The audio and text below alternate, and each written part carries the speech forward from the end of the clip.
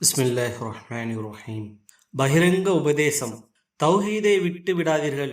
உங்கள் கௌரவத்திற்காக சமூகத்தை சீர்குலைத்து விடாதீர்கள். மேலும் இணை வைத்து கொண்டிருப்பவரின் நீங்கள் ஆகிவிடாதீர்கள்.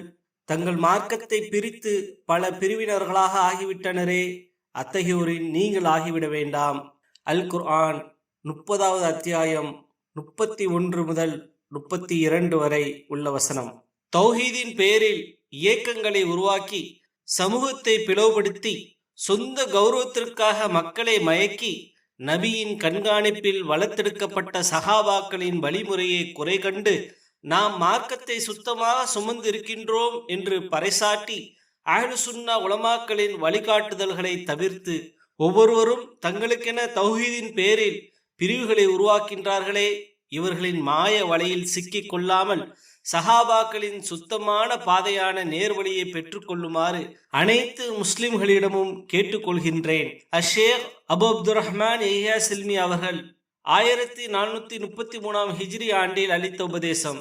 நபி ஒளி நம் ஒளி மாத இதழில் இருந்து.